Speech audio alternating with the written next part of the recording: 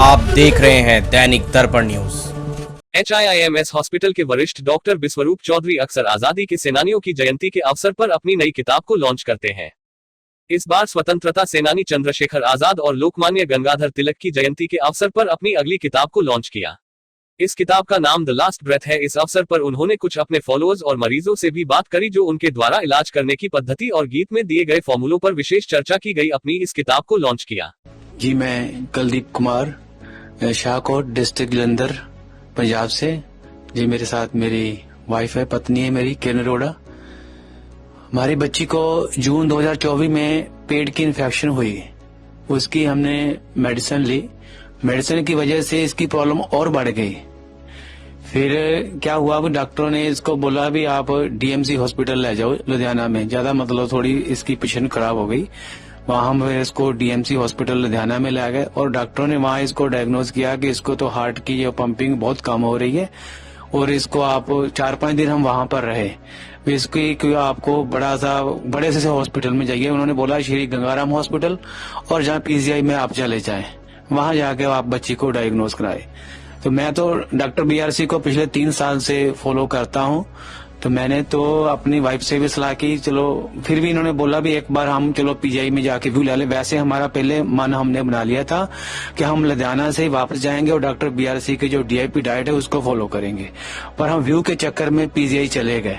जैसे डॉक्टरों ने, वो DMC के हॉस्पिटल वाले डॉक्टरों ने ना हमें डरा बहुत दिया था कि पता नहीं आपकी बच्ची बचेगी कि नहीं बचेगी, इतना उन्होंने हमें डरा दिया था। इसलिए हम डर की वजह से हम वहां चले गए। PGI में हम 4-5 दिन वहां रहे। वहां भी उन्होंने, जो उनके डॉक्टर थे, उन्होंने सारा ट्रीटमेंट ही इसके इतने टेस्ट कर दिए, हमारी बच्ची के इतने टेस्ट कर दिए जो तो मतलब पहले से ज्यादा कमजोर हो गई।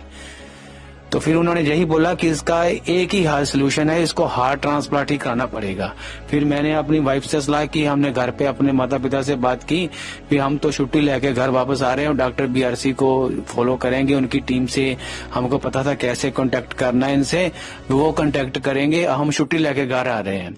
फिर परमात्मा का नाम लिया, मंदिर में माथा टेका और घर आ गए। डॉक्टर BRC का जो ट्रीटमेंट था हमने शुरू कर दिया। 3 दिन लगे हमारी बच्ची को रिकवर होने में।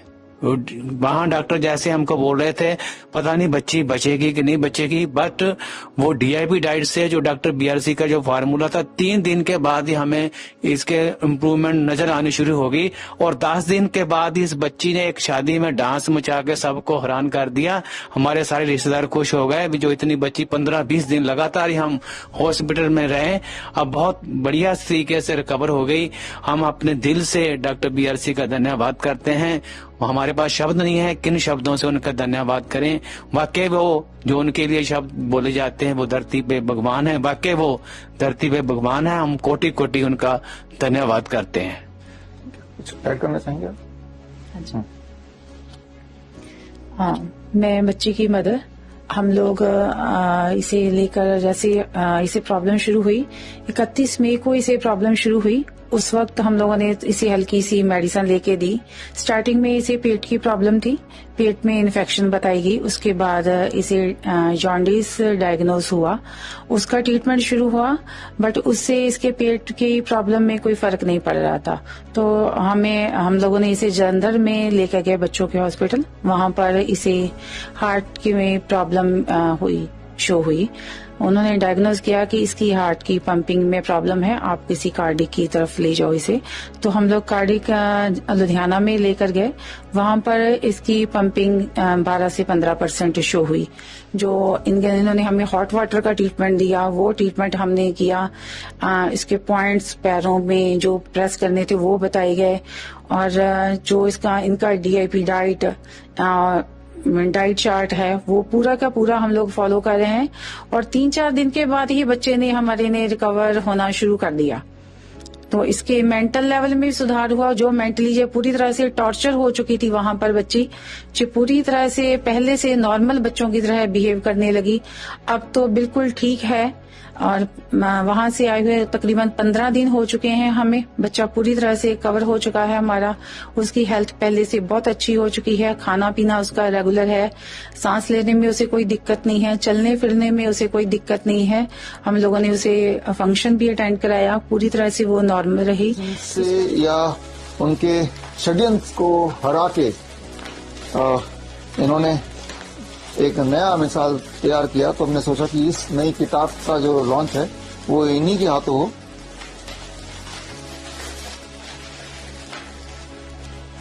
If you are the first responder, ये किताब का नाम है। ये किताब हिंदी इंग्लिश दोनों भाषा में है।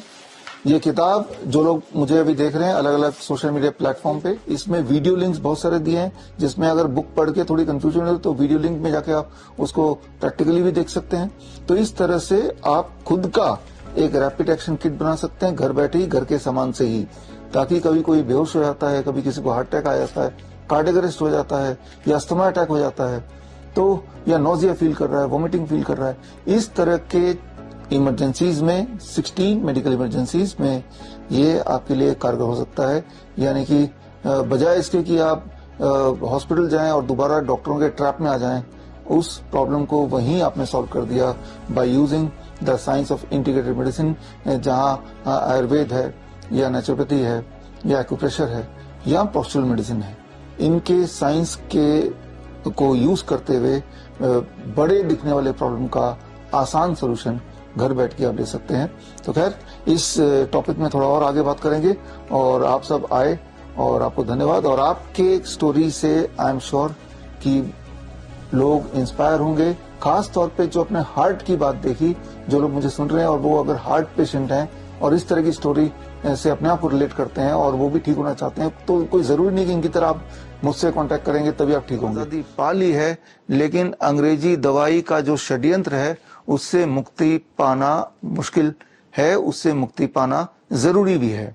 लेकिन एक सवाल जो दिमाग में आएगा वो सवाल ये कि ये सारी जो बड़े दिखने वाली बीमारियां हैं उनका इतना आसान सोल्यूशन जैसे DIP डाइट होने के बावजूद भी बहुत कम इसका प्रचार क्यों है, बहुत कम इसका प्रोपेगेशन क्यों है। जाहिर सी बात है, जो लोग मुझे सुन रहे हैं आप सब DIP डाइट या 3 step flu diet, 0 volt therapy, इन सब का प्रचार करते हैं, लेकिन that is very very small in comparison to the propaganda by the modern medicine. इस देश में या दुनिया के अलग अलग देशों में आपकी तरह मेरे कुछ मित्र हैं जो वही सोच रखते हैं जो सोच आप या मैं रखता हूं, और जो इस नेचुरल आसान प्रोटोकॉल को दुनिया तक पहुंचा रहे हैं। ऐसे ही एक नाम को आज मैं याद करना चाहूंगा आगे बढ़ने से पहले, और ये नाम है एंथनी कुप्पा। एंथनी कुप्पा जो मलेशिया के सिटीजन हैं, या थे मैं बोलूं, और ये DIP डाइट के फॉलोअर भी रहे हैं, और पिछले 10 वर्षों में मलेशिया में उसके आसपास के देशों में DIP डाइट का प्रचार करने में हमारी मदद की, और प्रोपेगेट करने में और दुनिया को बताने में कि बड़े दिखने वाले प्रॉब्लम का छोटा सोल्यूशन, आसान सोल्यूशन हो सकता है। यही उनका गोल बन गया था। दुख के साथ मुझे आपको बताना पड़ रहा है, इसी महीने 10 जुलाई को एंथनी कुप्पा की डेथ हो गई at the age of about 76, और मौत का कारण है एक्सीडेंटली पानी से में डूब जाना। और उसके बाद जैसा कि प्रथा चली आ रही है कि किसी की अगर डेथ हो जाती है तो उसको हॉस्पिटल फिर भी ले जाते हैं, जबकि पता है कि डेड बॉडी का हॉस्पिटल कुछ कर ही नहीं सकती, जिंदा आदमियों को भी कुछ नहीं कर सकती ज्यादा कुछ, तो मरे आदमी को कैसे वो जिंदा करेगी या क्या फायदा करेगी। लेकिन ये बाई प्रोटोकॉल है, एक प्रथा बनी हुई है कि डेड बॉडी है तो भी उसको हॉस्पिटल ले जाओ। और जब एंथनी कुप्पा जी को हॉस्पिटल ले जाया गया तो वहां पे डॉक्टर ने उन पे कोरोना टेस्ट किया और बोला एंथनी कुप्पा कोरोना पॉजिटिव हैं, हम इनकी बॉडी नहीं दे सकते। सो पहले ही दुख था, मातम था घर में, इनके परिवार में, लेकिन अब एक और दुख आ गया कि आखिरी दर्शन भी एंथनी कुप्पा का कोई नहीं कर पाया और ना ही कोई फ्यूनरल या अंतिम संस्कार हो पाया। तो ये एक सोचने वाली बात है कि एक डेड बॉडी कैसे कोरोना फैला सकता है। पहली बात तो कोरोना एक बहुत बड़ा झूठ है जो आपको पता ही है, और दूसरी बात, अगर कोई इन्फेक्शियस डिजीज है भी तो जब कोई इंसान ब्रीथ नहीं कर सकता, बोल नहीं सकता, तो इन्फेक्शन को वो फैला भी नहीं सकता। ये बात आपने क्लास 8 में पढ़ी है। एक छोटे से उदाहरण से मैं आपको समझाता हूं। मान लीजिए पेन ड्राइव आपकी बॉडी है और इसके अंदर जितने डाटा स्टोर्ड है वो बॉडी के अंदर जो वायरस है वो है। इसके अंदर जितने मर्जी डाटा स्टोर्ड हो, ये डाटा अगर आप चाहते हैं कि दुनिया में फैलाएं, ये तभी फैल सकती है जब इस पेन ड्राइव को लेके आप किसी कंप्यूटर से जोड़ेंगे, तभी इसके डेटा को आप कंप्यूटर के माध्यम से पूरे दुनिया में फैला सकते हैं। अदरवाइज ये बॉडी, इसके अंदर का डेटा बाहर निकल नहीं सकता। ठीक उसी तरह से आपके बॉडी में कितना भी वायरस बैक्टीरिया क्यों ना हो, ये अगर दुनिया तक पहुंचाना फैलाना है तो आपको भी अपने आप को कनेक्ट करना with life, breathing and mouth से बोलना। जब सांसें निकलेंगी, जब ब्रीदिंग होगा, इंसान जिंदा होगा, तभी अंदर की चीजें बाहर आ सकती हैं। अदरवाइज आपकी बॉडी अगर डेड है तो इस पेन ड्राइव की तरह है कि इसमें कितना मर्जी डेटा है वो दुनिया में विजिबल हो नहीं सकती। तो एक dead body is like a stone, और उससे कोई भी किसी तरह का इन्फेक्शन नहीं फैल सकता। अगर फैलने वाला इन्फेक्शन हो तो भी नहीं फैल सकता। तो इस सब के बावजूद भी आपने देखा पिछले 2-3 सालों में जब भारत में भी कोई इंसान मर जाता था तो डॉक्टर्स कोरोना पॉजिटिव के बहाने उसकी लाश देते ही नहीं थे। सवाल यह है कि उसकी लाश का क्या करते थे। उन दिनों ऐसे खूब सारे एविडेंसेस आए जो मेरे पास आज भी है, जिसमें ये सिद्ध होता था कि उस वक्त हॉस्पिटल्स अक्सर ऐलान कर देते थे किसी को अगर नया लंग चाहिए, किसी को अगर हार्ट ट्रांसप्लांट कराना हो, किडनी ट्रांसप्लांट कराना हो, आई ट्रांसप्लांट कराना हो, तो करोड़ों रुपए में वो सारे कुछ अवेलेबल उपलब्ध करा रहे थे उस वक्त हॉस्पिटल्स। जरा सोचिए, क्या आपके घर के आसपास या हमारे देश में कोई हार्ट बनाने की फैक्ट्री खुल गई है, कोई लंग बनाने की फैक्ट्री खुल गई है? आपको यह पता है कि हार्ट ट्रांसप्लांट तभी पॉसिबल है जब कोई इंसान मर गया हो और मरने के 4 से 6 घंटे के अंदर ही उसका हार्ट निकाल के किसी और के अंदर जहां ट्रांसप्लांट करना है उसके अंदर डाल दिया गया हो। ये तभी पॉसिबल है जब ये कोइंसिडेंस हो कि एक इंसान मरने वाला है और एक इंसान मर गया है, दोनों के बीच का गैप 4 से 6 घंटे का है और सक्सेसफुली उतने टाइम में हार्ट को उठा के डाल दिया। जबकि जो मैं सस्पेक्ट करता हूं, जिस तरह के रिपोर्ट पहले आ रहे थे, वो ये कि एक इंसान अपने पैरों पे चल के हॉस्पिटल गया, हॉस्पिटल ने टेस्ट किया, कोरोना पॉजिटिव बता के उसको हॉस्पिटल में धर लिया गया, जमा कर लिया गया और उसके बाद से वो कभी बाहर नहीं आया। क्यों ना ऐसा माना जाए कि उसको बंधक बना लिया और जब किसी का हार्ट ट्रांसप्लांट का ऑर्डर आया तब उसको मार डाला गया और उसके हार्ट को निकाल के बेच डाला गया। क्यों ना ऐसा मान लिया जाए। तो इस तरह के बहुत सारे खुलासे दुनिया भर में होते ही रहते हैं। तो अब सवाल ये आता है, मैं अगर आपसे पूछता हूं, जो एक क्लियर कट सफेद झूठ है कि डेड बॉडी से इंफेक्शन फैल सकता है, इसीलिए डेड बॉडी को हमें जमा करना हॉस्पिटल में, किसी को उसको फ्यूनरल भी नहीं कर सकते, उसका अंतिम संस्कार नहीं कर सकते, उसको जला नहीं सकते। तो ऐसा जब भारत में हो रहा था, जबकि सबको पता ये सफेद झूठ है, लेकिन उसके बावजूद भी आप में से किसी ने आवाज क्यों नहीं उठाई? आपने ये ज्यादा आसान माना कि अपने अपनों को, अपने बच्चे या किसी के माता पिता को हॉस्पिटल में छोड़ के आ गए और भूल गए जिनको आप सबसे ज्यादा प्यार करते हैं, और आपने उस सफेद झूठ का साथ दिया कि कोरोना फैल जाएगा। ये जो एक मानसिक परिस्थिति है, ये क्या मानसिक परिस्थिति है? ऐसा कैसे हो पाया? इससे कैसे बचा जाए? क्योंकि इस तरह की परिस्थिति अब दोबारा आने वाली नहीं है, बल्कि आ चुकी है और इस वक्त ये अटैक कर रही है 9 से 14 साल के बच्चों में, खासतौर पे लड़कियों में।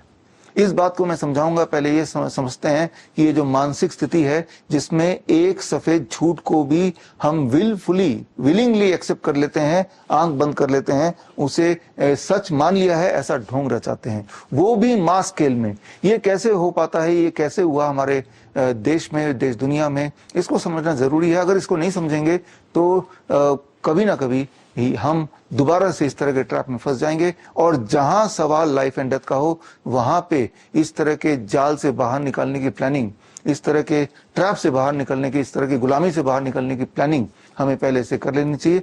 After all it is about your life and death.